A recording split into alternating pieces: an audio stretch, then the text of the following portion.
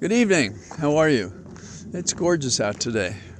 Good day before Father's Day, although I don't know exactly what that means, but we'll think about that tomorrow. Tomorrow is another day.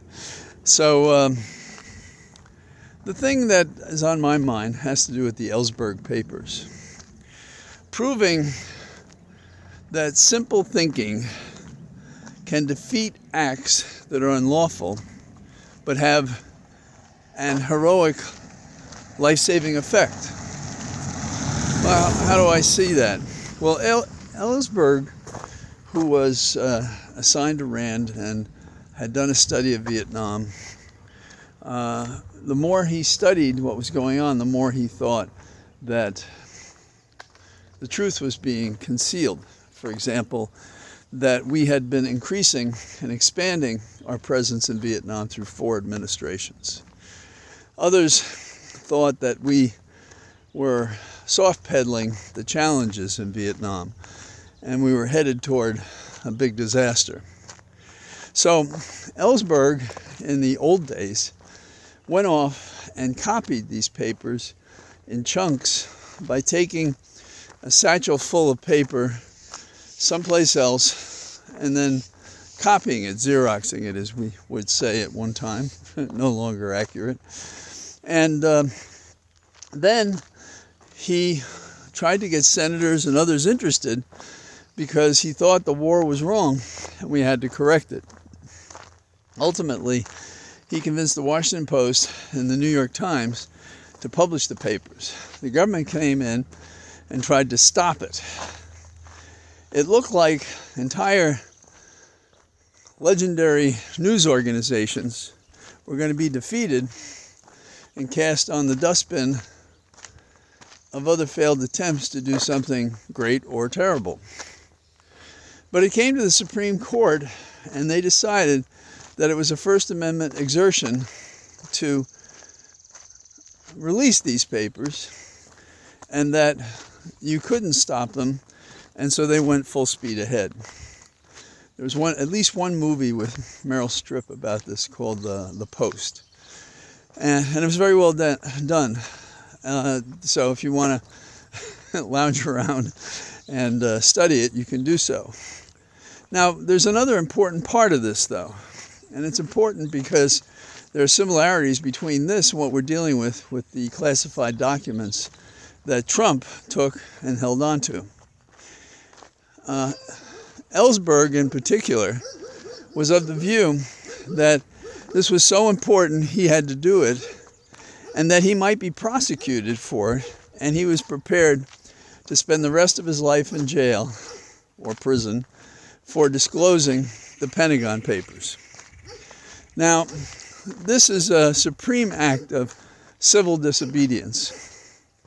And we have had others recently who also ran afoul of the Espionage Act.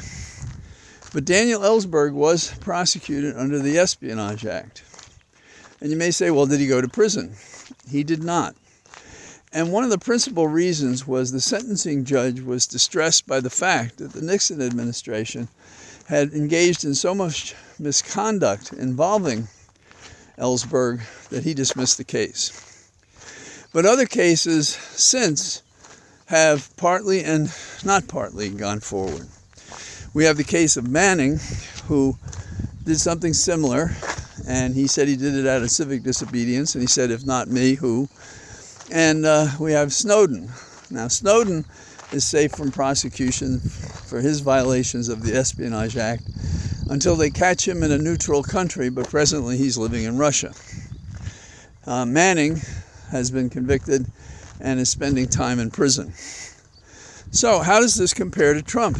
Well, there are several obvious things. One is that what Trump is doing is not an act of civil disobedience. Now, in and of itself, that doesn't get you a free pass. But he is not acting out of civil disobedience. And he is bragging about how he has the documents. And his only explanation is, I have every right to have them. I was the president. And we're doing everything we can to make sure that error isn't repeated. But here's the rest of it. If he wants to say he possesses them, and he wants to mimic what past persons have done in different circumstances, instead of fighting the prosecution, he should be saying that I accept the consequences of my action in violation of the Espionage Act, and I agree to go to trial or to enter a plea. Now, you and I are more likely to levitate than that is ever going to happen. But that's the where the rubber hits the road. If you do these acts, are you prepared to face it? Can you do the time for the crime? Okay? Now, Trump wants it all ways. He's like a spoiled child. And if it were something as simple as, a grade school outrage, that would be one thing. But he's put our national defense at risk. Now, did the others? You could argue that.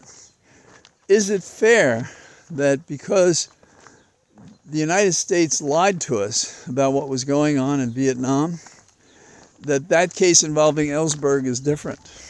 Well, it was for me. Of course, I didn't have to go to prison. I didn't have to make that decision. I didn't have to copy the papers. But I thought it was a righteous thing to do. And still, I believe that there's a value in our classification of documents, an important one. But part of the argument about the Ellsberg papers these were about past conduct, and as I understand it, no people were put at risk. I'm not sure how that could be possible. So, life is messy, and so is international relations, and so is the problems when the government conceals things from us to, quote, protect us, and then prosecutes the people who dare make it known publicly. Trump is not in that category. I don't know that we'll hear that argument, because he'd have to say, well, I submit to the prosecution under the Espionage Act, which he's really not prepared to do that. What else is going on? I am confused about our coverage. A few days ago, we said that the Secretary of State, Blinken, was going to China, and this was a good sign that we were talking to each other, because this was important to us. And today I read in the international sections of the paper that, this is really bad what's going on with China. How can you rely on newsprint when within a couple of days of each other, we go from, this is a good sign, this is not a good sign? I think if he's going, and the theory being diplomacy is better than lobbing bombs at each other, I think that's good. Hopefully, it's not the kind of session that JFK had with Khrushchev. You may have read or remember that when he met with Khrushchev, he had a break with his people, and they said, you have to argue back. And he said, JFK said, he doesn't stop. What am I supposed to do? Punch him in the mouth? I can't stop him from doing what he's doing. And so you get that problem. But if you come prepared, you just sort of have to practice non-attachment to your preconceived notions of what that meeting would be like. Now, give the devil his due. Nixon did well with Khrushchev. Now, both Khrushchev and Kennedy had traveled far and been involved in diplomatic matters. So they both had a wealth of talent in this area. But Khrushchev was a hard nut to crack, I guess. It was one of my first speeches in an oratorical contest in grammar school was a line I had involving Khrushchev. And, the speech started off, some evening when you're in New York, walk up Times Square from Broadway. It's quite a place, but to many overseas and here, this is America. Flashing red neons catch your eyes, blinking blinding rays of white and yellow lights beckon you to noisy bistros. Hard, nerveless taxi drivers honk their taxis through a noisy snarl of traffic. So that was like the setting of the stage. But there's a point at which in that speech, I talk about Khrushchev and how Khrushchev turned his pudgy body toward America and toward us and wagged his finger, saying, "We will bury you." And this is what was going on back then. And when we talk about defense-related matters involving other nation states, we have to keep that in mind, that however peaceful the expression sounds, it cloaks a possible dagger to a primary artery. And that's the world we live in. So when Trump is fooling around with these documents, and he has the level of education of a sophomore in high school, we have to be concerned. When he tells us he doesn't read, that he wants cartoons, that he wants things said to him, then we know we're on notice to watch out. Now, in another category of a power unhinged is the U.S. Catholic bishops. They have decided that Catholic hospitals, Roman Catholic hospitals, are going to respect their religious views and refuse to contradict them. So, one of their positions, as stated, is that gender is not fluid. So they're adopting the notion that, well, hey, if you were born with the physical accoutrements of a male or a female, that's who you are. Now, it's not the first time the church has been stupid, done something that was hateful and painful, in reliance on its interpretation of what either the religious values mean or the Bible means. And this is no exception. The Jesuits, when I went to school, both in high school and college that I had, they were pretty open-minded about everything, including the science that is often contradicted by church teachings and the Bible, supposedly, particularly the Old Testament, Genesis. But I never heard a word in any class from any teacher, Jesuit or layman, about the Inquisition. Now that bounces off the science of what's at the center of the universe. They thought Earth, not that we were in a solar system and it was the sun. And scientists had all sorts of crazy ideas for the circling of planets and stars to keep a coherent view of that. Anyhow, this is another example in an assault on science, and the assault on science is medical science.